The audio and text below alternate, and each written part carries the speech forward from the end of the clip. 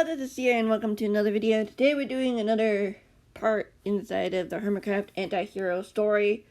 If you haven't read the other parts beforehand, you probably should because, well, we're getting into spoilers. We're already almost halfway through the story. Almost halfway. I don't know if we'll get halfway in this video. If not, then we'll definitely get halfway in the next video. But yeah. There's a lot of chapters still to go. There's a lot of stories still to tell, and yeah, we'll see how well that goes. Just tell the story. I don't really expect people to watch as many people to watch these, but if you're enjoying it, then you're in for a ride. Chapter 8. Julius followed Victor into a clearing. Some of the trees had fallen down from what the boy had to assume had been from the explosion. Most of the grass had patched up. Most of the grass had patched up whatever had been blown away as he stepped inside. Looks like someone added a gravestone, Victor noted, sounding surprised as he pointed to the other side of the clearing. Sure enough, hidden in the shadows of the branches, sat a stone. It looked fresh and new, as if it had been carved recently. Julius walked over to the grave hesitantly. That's not spelled right.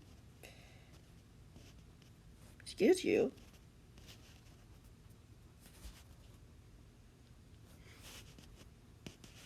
Thank you. That's not spelled right. Hesitantly, leaning down to read what was inscribed on the stone. Here lies Stephen Royster. Who put that there? Victor frowned. One of ours?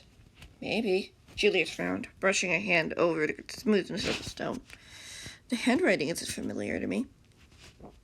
You want me to give you some space so you can have time with your father? Victor asked gently.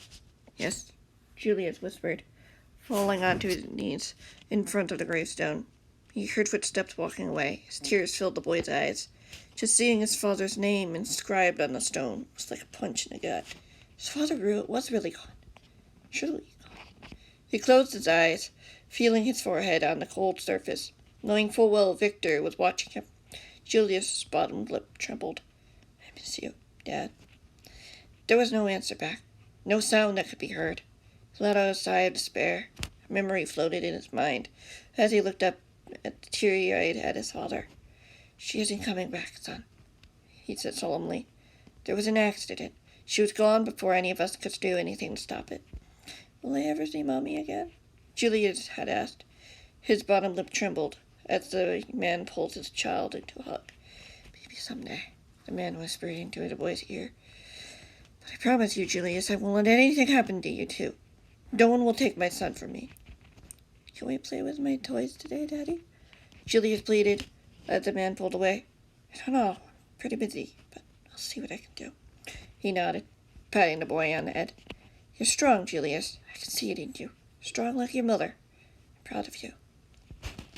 Julius opened his eyes, wiping away tears that had slipped down his cheeks. He could feel his body shaking as more tears fell. I wish you were here, Julius whispered softly, sniffling as he wiped his nose sleeve of his uniform. He straightened, still staring at the stone. I won't let you down. I will make you proud. You should get wrapping up, kid, Victor said simply. Otherwise Campbell might wonder where we wandered off to. It's not just Campbell you're worried about, is it? Julius replied, stumbling to his feet, not turning to look at the man. The longer we're out here, the more of a chance we'll be spotted, Victor warned. What does it matter if Stabby sees us? Or any of the hermits? B-Dubs, Tyler, Jem, and Tango certainly knew I was there. The boy snapped. B-Dubs wanted to talk to me about something. Even more reason we should get back, the man bristled, as if he'd heard something. The man tilted his head thoughtfully, putting a hand on the hilt of his sword. We need to go. Someone's coming. Julius turned toward the man, glaring at him. Why are you so paranoid all of a sudden? I shouldn't have brought you here, the man said with a shake of his head, marching over to the young man as he grabbed his horse. Grabs his arm. Oh no. Oopsie. I see him. Beetham's voice echoed from overhead. Lovely. Lovely. Thank you. Overhead, as Victor started to drag Julius away from the gravestone. Two figures landing in the clearing. Julius, wait! We want to talk to you! Sorry, we were just leaving. Victor grunted. Julius pulled away from the men's grip. Julius, come on. We need to go. At least stay for a minute. The second figure spoke. As Julius blinked, surprised to see the cat standing there. Stampy. Where are your protectors? Julius raised an eyebrow. Oh, not far. Julius. Beethoven was brushed off with a grin. The smile faded a moment later. I'm sorry about your dad. Rose did everything she could to help him. What are you talking about? Julius narrowed his eyes. He's lying to you, kid. Victor pushed the boy behind him, steadying his sword. How did you know we were here? Installed a camera. Beethoven said matter-of-factly. Stampy here got a signal and found me. We came here as soon as we could. I suspected you might have wanted to come here and see your father. Stampy admitted sheepishly. Julius snapped his eyes over Victor. You led me right into a trap. I didn't know it was a trap, okay? Victor shook his head. Besides, whatever they want to say isn't important. Rose wanted to give you a chance. Beat up said quickly, as the young man took a step back. A chance to get away from all of this. Does it look like I want to get away? Julius snarled. How's Tango doing, by the way? Beat up stiffened, glancing over at Stampy, who spoke up. He's doing better. I think he'll be able to move around on his own in a few days. Julius nodded. Then I guess you have my answer. Please, Julius, Beat-ups insisted. Just think about it, okay? You've been through a lot. You lost Strand, your father. Do you really want to see more people get hurt? No one would have to if you just cooperated, Julius narrowed his eyes. Be dying? Yeah, that makes sense. Beat-up shook his head. I don't want to lose anyone else in this war. You're the only family Blake has left. I want to do what I can to help you. Help me? Julius snorted. I don't need your help, Beat-ups. Unless, of course, you want to volunteer to be our new guinea pig. You saw the hermit's face pale. At that, the cat stepped forward. Enough, Julius, Stampy said firmly. You know very well threatening people gets you nowhere. It'll just create more pain and suffering for you. What would you know? The boy snapped. I spent the last decade of my life trying to stop the target from taking my world. The cat lifted his chin. All the anger and fear does you no good. It keeps you trapped in a never-ending cycle. We're offering you a way out, a way to properly grieve for your father, a way to help you find out what you want to do, rather than let us watch. Rose doesn't know what she's talking about. Julius shook his head. Forget it, Cat. You can go tell her to back off and stay out of this, because if she doesn't, more people will get hurt, and it'll be their blood on her hands. A sad look crossed the cat's expression before he finally nodded. Very well. The offer is there if you ever change your mind. I won't. The boy narrowed his eyes. Campbell has a plan to destroy all of you, and once he does, we'll finally be free. Free of your bondage. The cat shook his head. There is no freedom in war, Julius. Come on, Bubbles. We should probably go. You better. Victor sneered. And if I see you trying to snoop around to find us, I'll come after you myself. You hear? Loud and clear. Beat-ups nodded, his eyes not leaving Julius as he grabbed his rockets. His gray eyes were full of sympathy. Julius looked away. He just pity. He was fine. He watched as the two of them disappeared, followed by a couple of shadows. Not too far behind. Victor stood straight, putting away his sword. Did they really think that was going to work? Victor snorted after a moment for laughing. Such a talk that was. Yeah, Julius nodded, giving a small smile. We should tell Campbell about this. Victor stopped laughing, composing himself. I'm sure he'll find a way to take advantage of this. You think so? Julius frowned as the man gestured for him to follow. Come along now. We should get back before anyone starts wondering where we went off to. The man replied. Julius didn't argue, continuing to follow the man. Glancing once more at the gravestone, sitting alone in the shadows. A lump formed in his throat. Stone was final, a statement of a promise his father could never keep. Julius turned away, lifting his chin. He wouldn't let his father down. He'd made him proud. He'd make him proud, even if you hadn't heard him say it in over a decade. Chapter 9. Julius and Victor found Campbell in one of the conference rooms as Julius opened the door, stepping inside. He found the man discussing with another soldier as they both looked up. Sir, do you have a moment to talk privately? Julius asked cautiously, gesturing toward Victor, who stood behind him. Then to the man Campbell was sitting next to. Yes, of course. Campbell nodded, waving the guard off. We'll talk more later today, once we get the details finalized. Yes, sir. The guard straightened, getting out of his chair, leaving the room as the two men got out of his way. Victor closed the door behind them.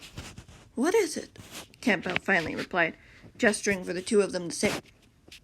Julius stepped forward, taking a seat across from the man. Julius wanted to see his father's grave, Victor said simply. The man nodded. He looked over at Julius, who was staring down at the table bitterly. I suppose I shouldn't be surprised. What did you find there? We found that someone had put a gravestone for him. Julius looked up at meet the man's eyes. Did you have someone do that? Campbell paused before shaking his head. That doesn't matter. Did you find what you were looking for? I guess. Julius sighed. I was able to say goodbye. Not everyone gets that chance. Campbell smiled at the young man sadly. To say goodbye. With a trap, Victor cut in, ruining the moment as Campbell stiffened. Stabby and beat-ups came by to talk to us. They did. The man mused. More of a statement than a question. What did they have to say? They wanted to give Julius a chance to walk away, Victor sneered. To give up the fight and live a normal life. Campbell shook his head. Such a pity. Why would they suggest that? I suppose maybe Rose felt bad for what happened. Julius guessed. Beat-ups told me she tried everything to save my father. Lies! Campbell hissed through his teeth. His expression that of a snarl as he spat out the words. She should be sorry for what she's done. She's hurt too many people. She needs to be put in line. How, sir? Victor leaned to the edge of his seat curiously. I've tasked Stewart to go on a special mission for me, Campbell said plainly. One that will hopefully shake up any hope or the resistance. He should be back by either tomorrow or the day after. If all goes well, we'll have more cards to play with. Rose will then have no chance but to either surrender or watch everything around her. Everyone around her gets destroyed. What can I do to help? Julius offered, feeling elated, his eyes widening with eagerness. I think you've given us a perfect ticket for that. Campbell managed a dark smile. To lower their guard, enough for us to attack. Rose can't protect us. No, she can, Victor agreed, nudging the boy eagerly. What's he got to do? Basically, make yourself known and tell them you're interested in their offer. Campbell stated. But I'm not, Julius cut in. It's called acting, Julius. I know you're good at it. The man smiled gently. We just need you to lower their guard. Make them believe they're safe. Separate the YouTubers from the projectors. I don't have to do this alone, do I? Julius swallowed nervously, reading the man's gaze. It'll be much more believable, wouldn't it? Campbell chuckled. Pretend to be a wounded boy looking for answers or something. I don't care. Just be yourself. Julius nodded. Yes, sir. When will we do this? Tomorrow morning at the latest. Campbell replied with a nod. Get some rest. In the meantime, I just want to make sure everything is ready for Julius smiled, getting out of his chair. I suppose I'll get out of your way then. Let me know when you're ready to begin. Campbell didn't say anything, waving the two of them off as Victor followed the boy out of the conference room. Look at you, kiddo. You've been tasked with an important mission. How does that feel? Victor grinned. Good. Feels good, Julius said, just about a whisper. He felt like a knot was starting to form in his stomach, seeing his mother's tortured face once more. Was revenge really the answer to all of this? Why were they even fighting in the first place? Why was he? Yes, he wanted to make his father proud, but his father was gone. He was on his own now. Even as he headed for an empty room, hoping to make it into a cell, he was certain it'd make sense eventually. It all makes sense eventually. Stabby was wrong. There would be an end to this, and Campbell would make sure of it, no matter the cost.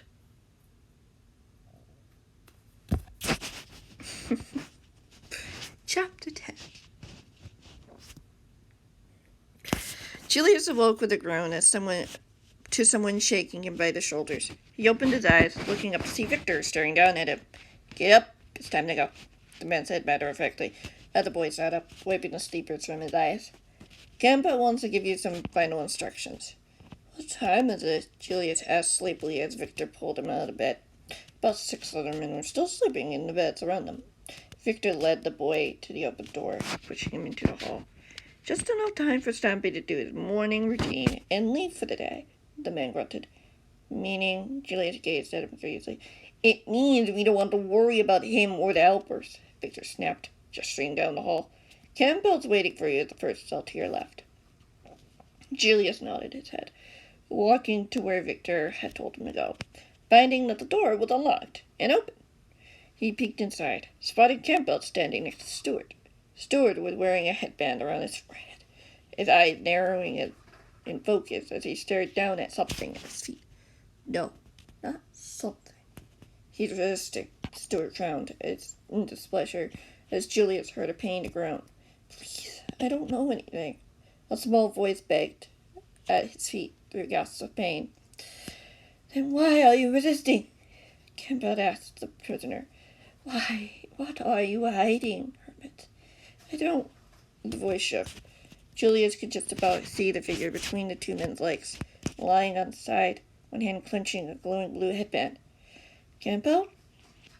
Julius asked, knowing he was interrupting an interrogation of some kind. Campbell looked away from his victim, turning to face the boy as he smiled. "Stuart, can you take care of the rest for me?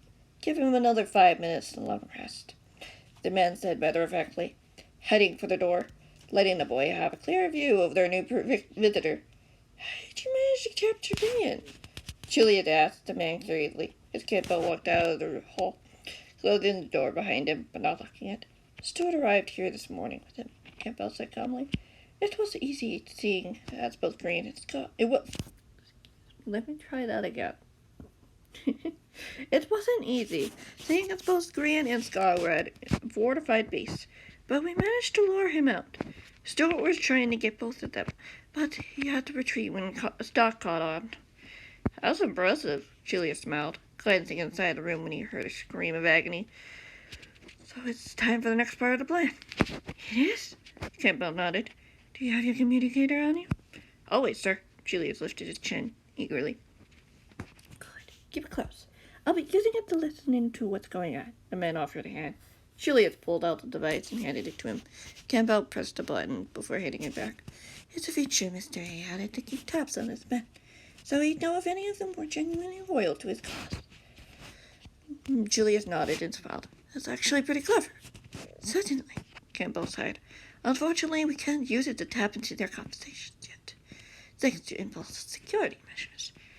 "We'll find a way. We always find a way," Julius replied. "That we do," Campbell agreed, the two of them looking up as Stuart stepped out into the hall. "How's the prisoner?" "Knocked out cold. I'm currently keeping the border up to keep him from telling anyone he's in trouble or his whereabouts," Stuart replied. "I don't want to overdo it unless he gives me reason to."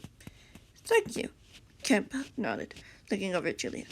"Maybe we can use you to get him to talk if he continues to remain silent." "Yes, sir." Julius looked down at his feet. A wave of unease washed over him. Why was he so unnerved by this prospect? Before he'd be over the moon to get a chance to help bring justice to their enemies. But what justice was this? Kidnapping and torturing someone for information when he had done nothing yet to warrant it? Sure, Green had given them a difficult time, but as far as Julius knew, he'd just been hanging out at docks for safety. Was anywhere truly safe for any of them anymore? "You should get going," You should get going, Stuart replied. We can teleport you behind the cake shop, or you can go up by yourself. Take me to the lighthouse, Julius suggested. Stampy has cameras. It's possible he could see me leave that area. Smart lad, Campbell put a hand on his shoulder. Squeezing as Julius put away his communicator. Your father would be very proud of who you've become. Thank you, sir. Julius followed, glancing over at Stuart, who gestured for him to follow. He followed the man, not looking back once. Freckle of unease eating at him inside. Wow, exactly 20 minutes so far. Let's keep going. Chapter 11. And Julius walked down the birch and spruce checkered path, seeing the oak and sandstone giant home ahead. It was still fairly early in the morning. The sun was inching toward the mid-morning point of the sky. The air was crisp and clean, which he much preferred than the damp and dusty smell he'd been dealing with underground. Especially with Toy Town, which had a hint of something he couldn't put his finger on. It didn't smell good. The man felt the warm morning sun on his face as he blinked. There's not a cloud in the sky. It was a nice day up. And again, it was always a nice day here in Stampy's lovely world. It hardly ever rained, but whenever it did, it too felt cool and refreshing. Dare he even say it was lovely. He arrived at the front door of the house as he stopped, hearing a low, wary growl to his left. Julius looked over, taken by surprise to see a big gray white dog with a crooked neck. He wore a black collar, his dark brown eyes watching him. Hi, Julius waved at him cautiously. I'm here to talk to Beat-Ups about Rose's offer. The dog glared at him warningly, which made the boy feel uncomfortable. Could the dog actually understand him? That couldn't be right. You don't trust me, do you? Julius put a hand on the doorknob. The dog growled again, and he lurched his hand away. I'm only here to talk, that's all. To be fair, it was mostly true, apart from trying to separate the hermits from their churches. He didn't even know where everyone was, or even who was still here. He'd not been given that information. The dog wouldn't waver. The fur on the back of his neck puffed up, but the dog didn't lunge at him. Didn't go in for the attack. He didn't think the dog believed him either, if he really could understand him.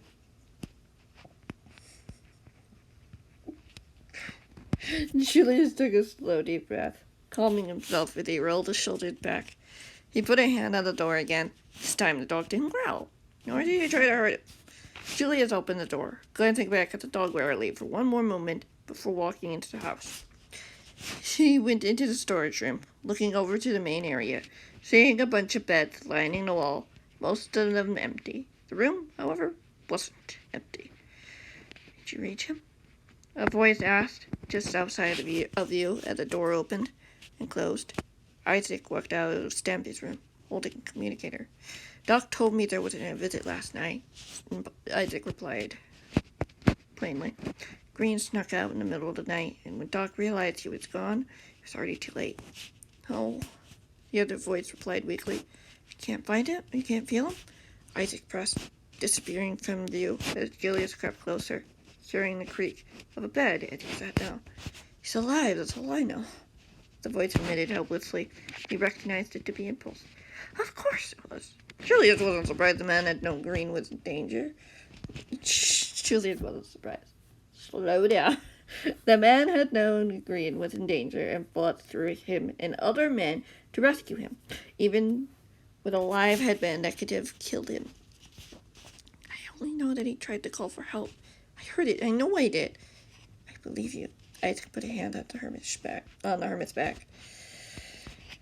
Scar does too. He wants to come by and see if he can help. What? Impulse looked over at the boy in surprise. No, it's too dangerous. He can't come here. He needs to. He's just as worried about Green as you are, Isaac said gently. Maybe if you two work together, you could break through the barrier blocking the link. Maybe. Impulse nodded, looking at his feet. But Campbell's men could be watching the portal. Isaac smiled gently. Did you forget? Doc has his own portal technology. If he really wanted to, he could send Scar here, so long as I gave him the cords. Both sighed, looking at the floor. I just want to do something to help. I know he's in trouble, but I know. That's what our enemy likes to do, because she's helpless. Isaac says gently, giving him a side hug. But you're not. You can still try what you can. I've got nothing to go on. Impulse shook his head. You'll figure it out. I know you will, Isaac replied, looking up as he saw Julius standing in the hallway. Younger boy stiffened when he saw him. Julius gave him a sheepish wave. Sorry, I didn't want to interrupt, he admitted quietly, as Impulse lifted his head as well. You know where Beat-Ups is. I want to talk to him. He's in the clubhouse with Kate and Kaylee. Isaac replied calmly. You could have at least warned us you were coming. I couldn't risk Campbell finding out that I was doing this, Julius replied, walking into the room, nearly jumping out of his skin when he saw the dog again, sitting by the corner. How did he get in here so fast? Impulse chuckled. They've got some unique talents. But I didn't even see him, Julius demanded, which is why Duncan makes a good guard dog.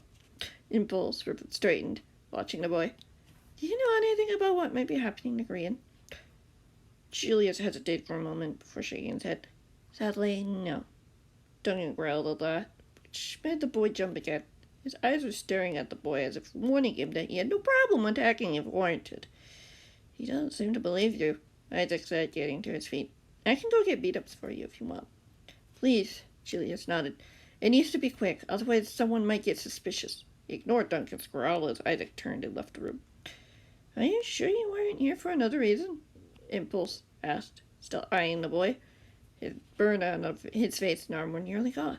Yet still looked uncomfortable sitting there. I'm not, Julius replied, glancing over at the dog. Aren't you worried I might try to attack you? Duncan's here. Impulse gestured to the dog. If you make a move that he doesn't like, he'll come for you. Julius nodded, looking down at his feet. I'm sure Green's fine. Something tells me he isn't. Impulse frowned, patting the bed next to him. Here, sit down. Are you sure? Julius looked up. Why are you being nice to me after I killed one of your friends and hurt Tango? Twice now. And Liam, Impulse reminded him. Julius cringed, sitting down next to the hermit. I was only following orders. By hurting people? Impulse shook his head. I don't think that seems fair. It's for the greater good, Julius replied. What greater good? Impulse glanced at him from the corner of his eye, echoing the same question he'd said not too long ago to his father. Do you really believe what your father said? Are there sacrifices worth your so-called freedom? My father is dead, thanks to you and your friends, Julius snapped. I've got nothing left to lose. Do you? Impulse raised an eyebrow. You're smart. I know you are. You still have people who want the best for you. Like Rose? Julius snorted. She's not up to anybody. She saved our lives, Impulse said calmly. If it hadn't been for her, we wouldn't be here right now. Julius lowered his head. Why would she want to help me? I'm just one guy out of millions of people. I can handle myself just fine. If you stay with Campbell, he will force you to make choices you might not be willing to make, Impulse replied. Push your limits. See how far you'll go for your loyalty. He'll destroy everything and everyone you care about to keep you in his grasp. Same thing Mr. A did to Isaac. Campbell doesn't like Mr. A very much, Julius noted. Yet he's clearly inspired by him, as are you. Regardless of who you follow, Mr. A took that first step, made that first choice that doomed us all. Impulse smiled weakly. To be honest, that is true. Although it could have been RJ who actually made the first move. I haven't read that part of the story in a while. It's like the first one on the Clockwork Chronicles short stories. Right there. He might have been the one to actually do the murder. The murder. Yeah, he was the one who did the murder. But it was their agreement, his choice. Their choice. That started it all.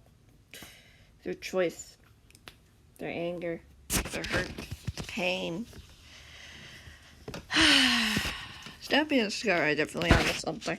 I wouldn't say it like that, Julius mused.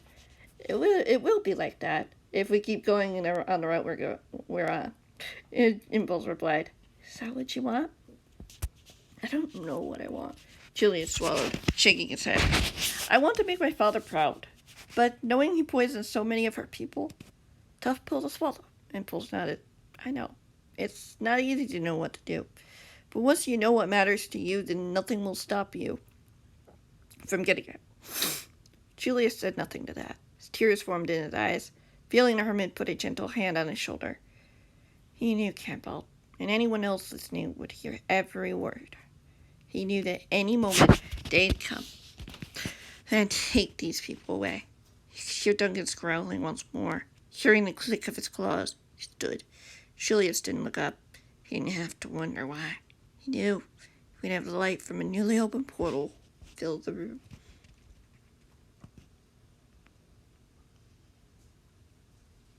We're going to end that there. I mean, I could have ended on chapter 12, but this is the perfect spot. This is like the middle. Exactly the middle. We have made it to the middle of the book. The story. So, yeah. Things are about to get interesting from here. But yeah. Anyway, thank you guys so much for watching. I hope you guys enjoyed, and yeah. Hopefully this story was interesting for you. That's what's for me. See you in the next one, whenever that might be.